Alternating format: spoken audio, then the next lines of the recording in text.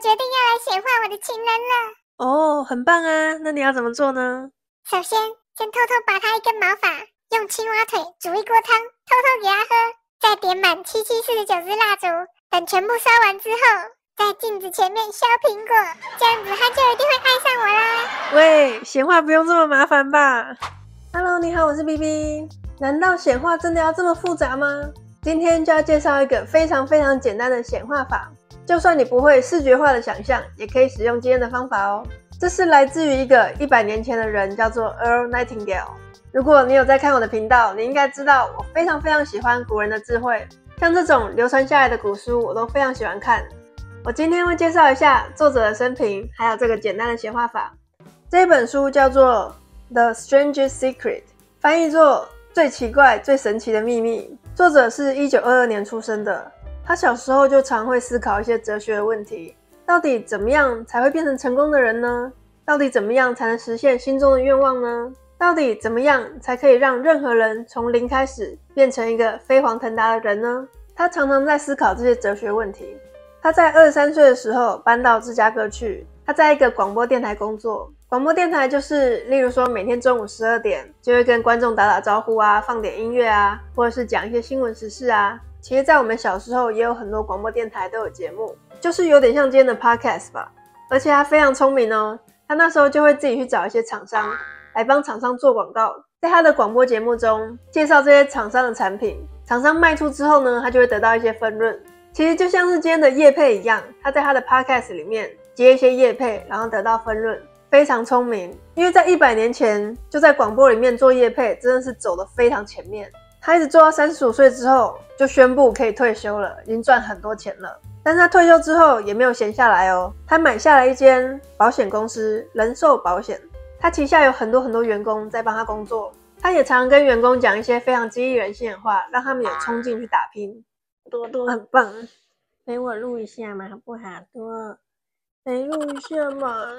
有一次他要去旅行，一段蛮长的时间会不在公司里面，他公司里面的总经理就拜托他说，可不可以录一段话给公司里面的员工听，告诉那些员工到底要怎么样才会跟老板一样成功厉害呢？录下来的话，员工就可以随时听，就算老板不在也可以听。所以啊，作者就录了一段话，30分钟的演讲给他的员工听。这一段话非常非常激励人心，就是今天要讲的 The Strangest Secret。 以前的录音会制作成黑胶唱片，他的员工非常喜欢这个录音档，都纷纷要求说想把这个录音档买回家，让自己的家人也可以听。后来这个录音档就越来越有名，有很多公司之外的人都要来买这个录音档。过没多久，录音档就卖了100万份，变成当时最畅销的黑胶唱片，而且里面不是唱歌哦，是演讲。后来 Earl Nightingale 他也创了很多不同的公司，例如说有一个电子出版社，也变得非常成功，赚了好几百万美金。那这30分钟的演讲到底在讲什么呢？他说啊，在25岁的年轻人里面，如果有100人的话，你觉得到了65岁会有几个人是成功的呢？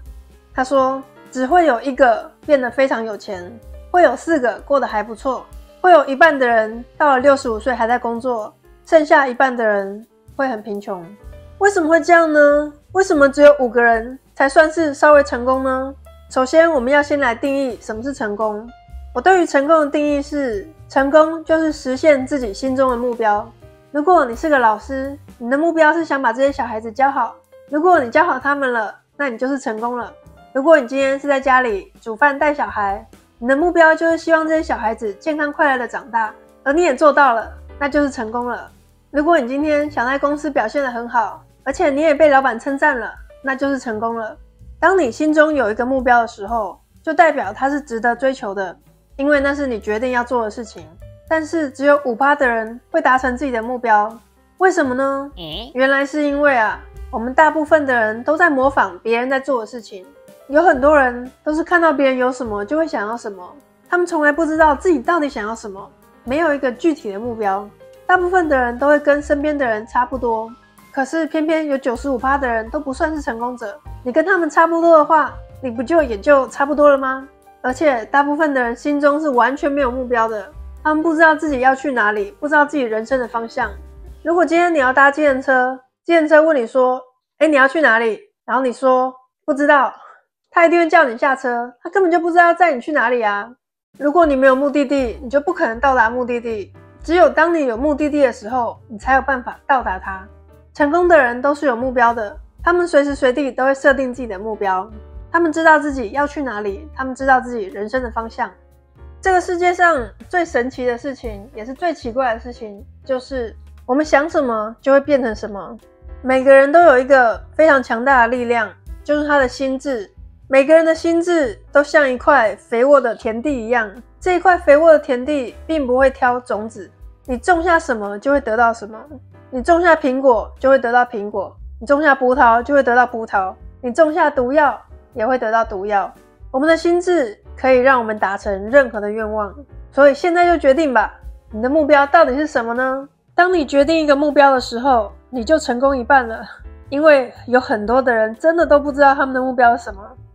接下来这30天，你要跟着这个步骤走，直到你达成你的愿望。